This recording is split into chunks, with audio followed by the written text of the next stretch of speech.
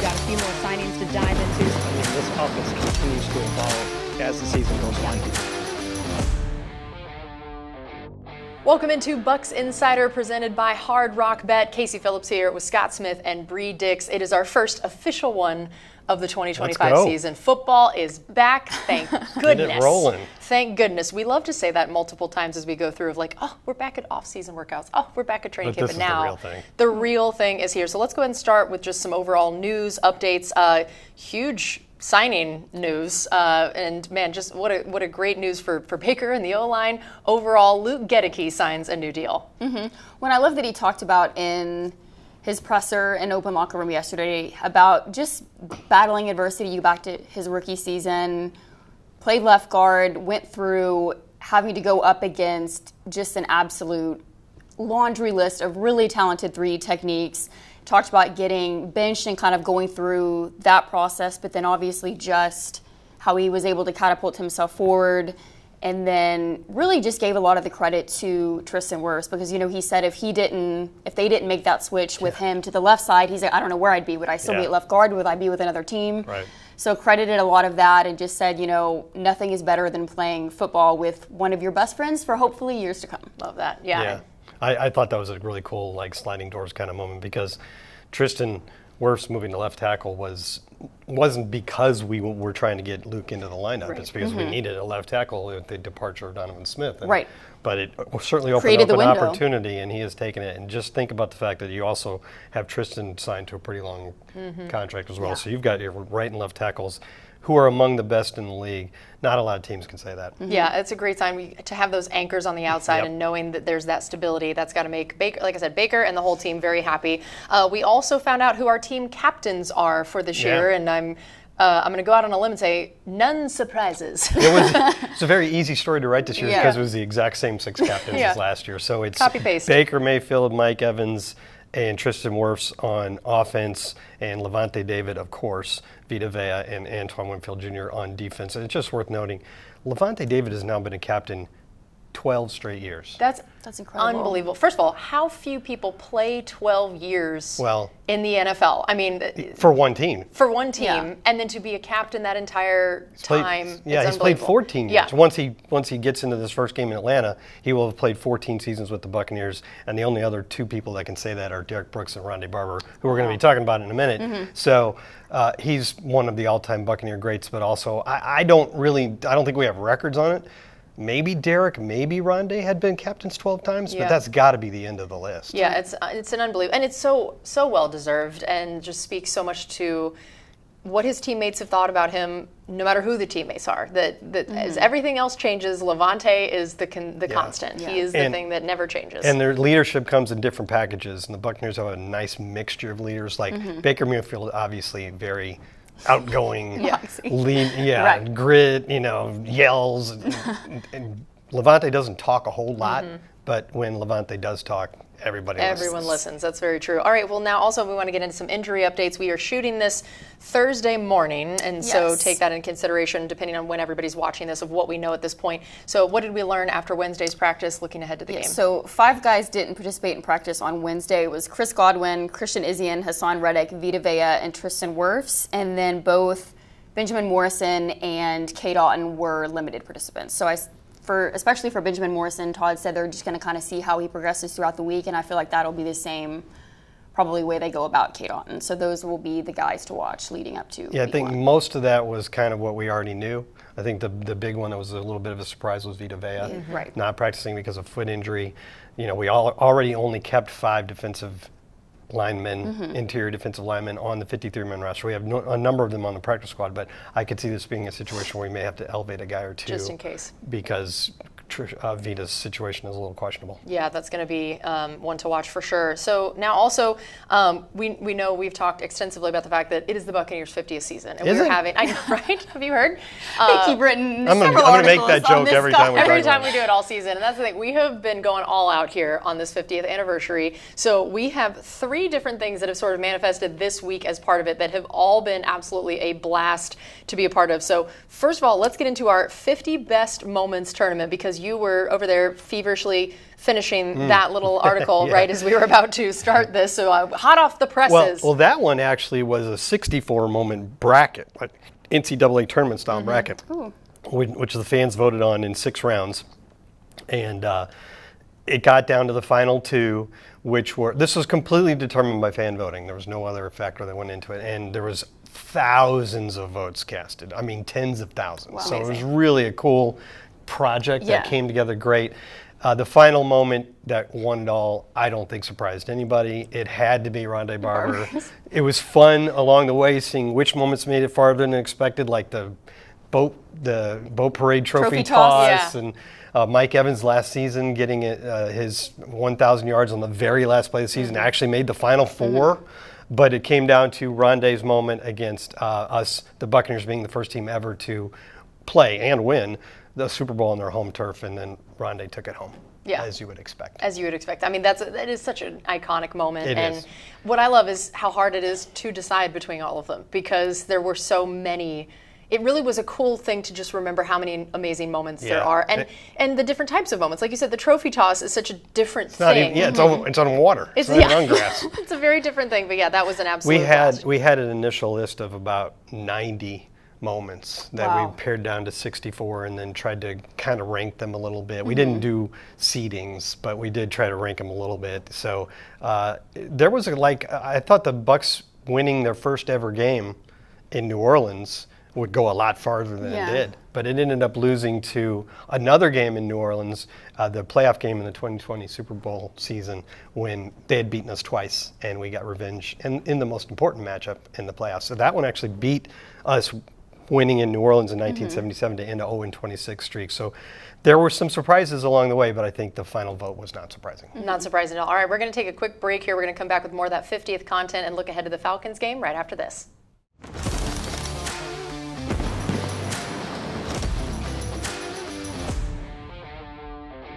Welcome back into Bucs Insider, presented by Hard Rock Bet. Casey Phillips here with Scott Smith and Bree Dix. All right, we were just talking about all of the different 50th anniversary stuff that ended up happening this week. So we just went over the the top of the 64 moments, best moments of our 50 years and who won that. But then we also got to do the 50 top players shows. If you have not seen those, they were an unbelievable task to be a part of. It was so fun. So many great guests. So many incredible guests. It was an absolute blast. And so we figured we'd kind of review that a bit, especially the top 5, because that's where all the big debates were happening with the top 5 and the top 10. Right. So what ended up standing out to you about that? Bree? For me, I think in the top 5, and again, I wasn't the most aware of a lot of the Bucs history, the stats and things like that. So looking back through the list, specifically for me, Warren Sapp really stood out. I mean, I think Rondé Barber, Derrick Brooks, a lot of those things I had known a little bit more about. But looking into Warren Sapp specifically, obviously was a fixture of the interior of the Bucs defensive line. But his sack numbers were absolutely absurd. He hit over double-digit sacks 4 times for an interior defensive lineman. He had 16.5 in 2000. And for him to be able to do that back when the NFL was a run-first league and he didn't even have as many opportunities to get to the quarterback, to have that kind of production, to me, was just absolutely insane. Yeah. I think what stood out to me is when we started this process, my first thought always was, okay, we have 5 players in the Hall of Fame, so there's your top 5. Right. But then we got into it, and of course the fan voting had a lot to do with it, and we also had input from a lot of media. But once we got into it, we realized, well, we're only penalizing Mike Evans because he's still playing. Right. I mean, we all know he's going to end up in the Hall of Fame. Yeah. So it's pretty cool the idea you're going to have more than a top 5 of Hall of Famers theoretically someday, and then hopefully Levante too. Yeah. He was pretty close too as well. I think he came in seventh. Yeah. Could have been higher. I've gotten some feedback on that one. But Mike Evans, he ended up 4th, and I think we all realized we can't ignore him in the top 5 because he's not in the Hall of Fame yet. Knowing he will be. And by the time it's all said and done, I think there will be arguments for him to be even higher than 4th. I think that is very true, especially because the other. Oh, go ahead. And we had Jeff Ryan and I had Jason Light as a guest on our most recent Salty Dogs podcast, and we kind of put him on the spot to name his best. Oh boy. And he didn't want to at first.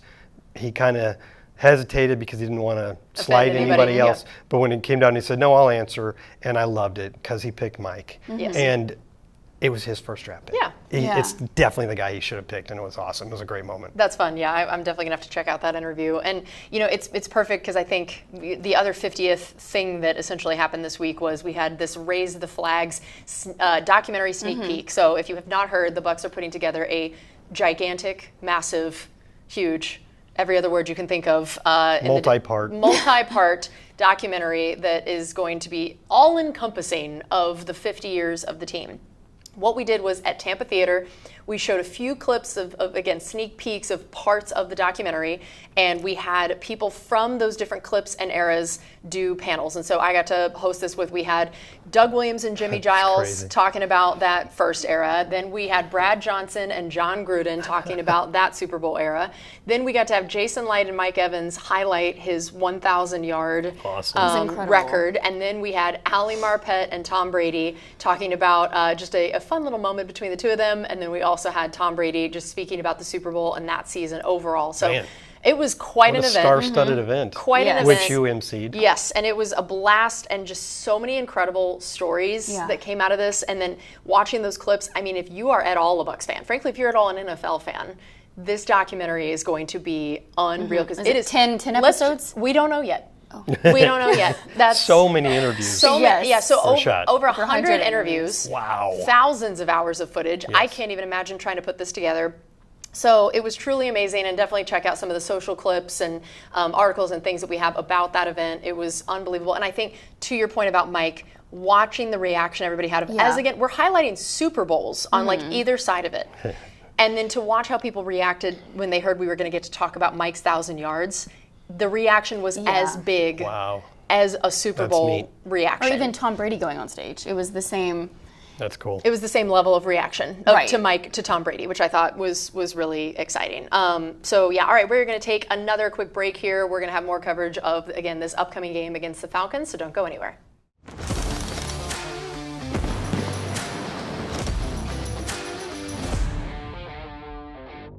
Welcome back into Bucs Insider, presented by Hard Rock Bet. Casey Phillips, Scott Smith, and Bree Dix here. So before we dive into the Falcons' upcoming game, I want to do a little bit of a recap of the preseason and training camp, and wanted to start with just one player maybe who impressed all of us throughout the course of that preseason and training camp. Bree, do you want to go first? For me, it was third-round pick Jacob Parrish, who's absolutely had an incredible training camp, incredible preseason.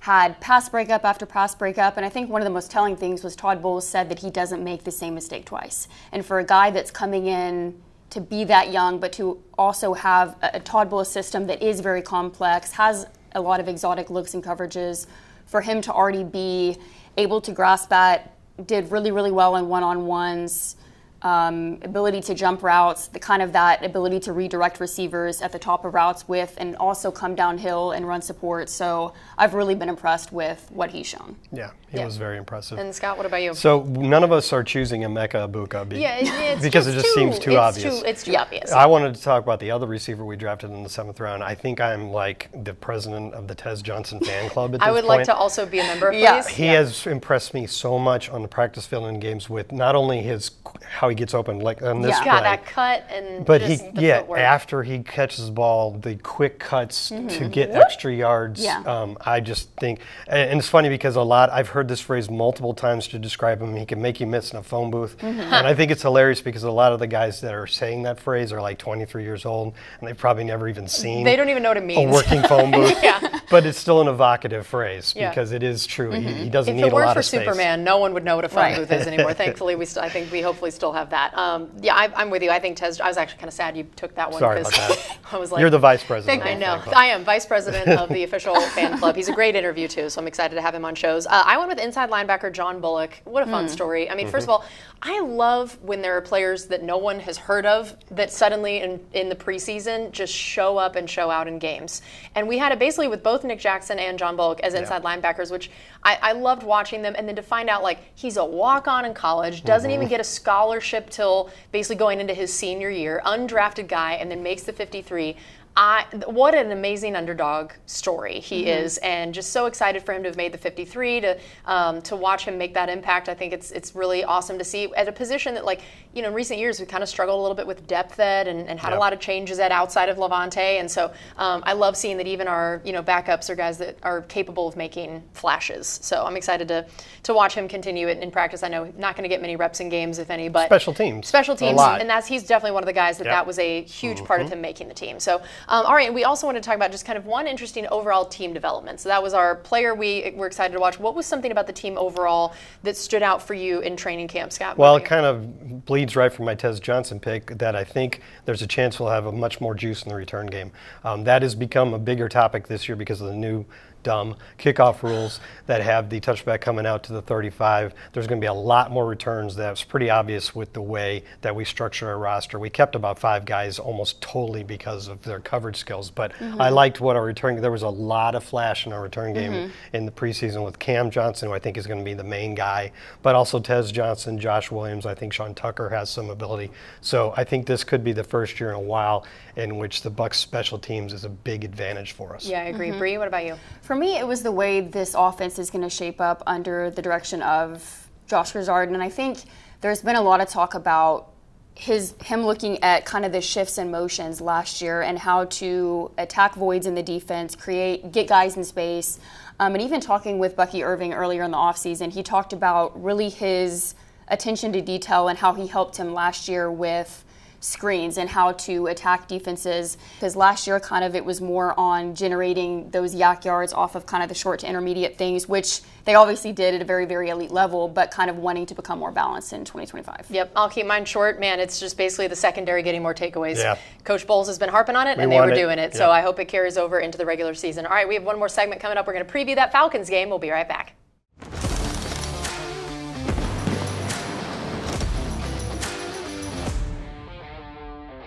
All right, it's our final segment here on Bucs Insider presented by Hard Rock Bet. We're going to get into that Falcons game. So, Bree, tell me what you're watching in this matchup. Well, they definitely bolstered their pass rush through the draft with Jalen Walker and James Pierce Jr. And really with Jalen Walker kind of played that hybrid linebacker role for Georgia. Really speed around the rush arc is kind of the name of his game and just his feel for leveraging gaps. And then with James Pierce Jr., really the explosive first step, kind of that linear athlete, and then he ranked top 10 in program history at Tennessee with 19.5 sacks. So definitely has that production, and I'm interested to see how our tackles go up against and take advantage of rookies. Yeah. Drake London, to me, is the breakout star for the Falcons. He kind of broke out last year with a 100-catch season.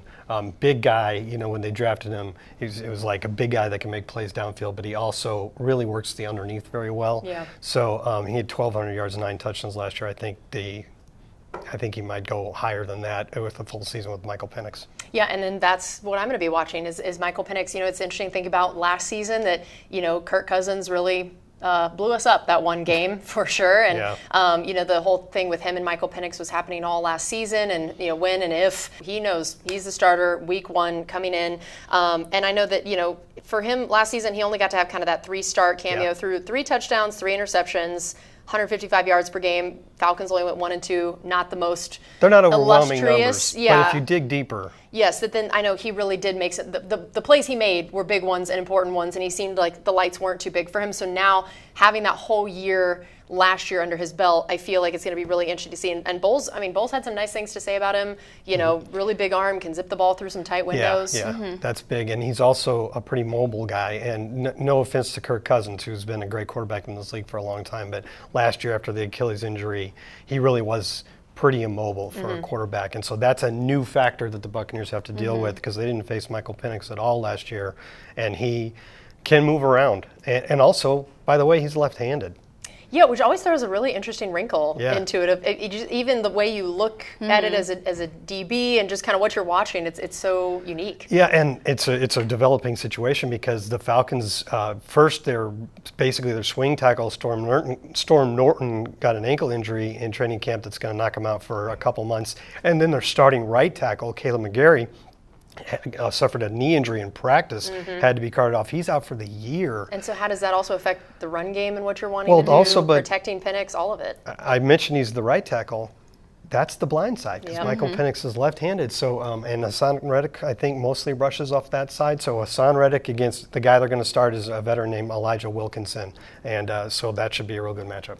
All right, man. It's going to be an interesting game. We're so excited. Week 1 is here. Thank goodness. There's so much hype going into this season. I feel like we've been the underdogs for so long, and I feel like finally we're getting just a little bit more I don't know if respect. I like it. I know, I don't either. But knowing Baker, he'll find something to be. He'll find something to be irritated with a chip on his shoulder. All right, that's going to do it for us on this edition of Bucs Insider, presented by Hard Rock Bet. We'll be here with you every week all season, and go Bucs.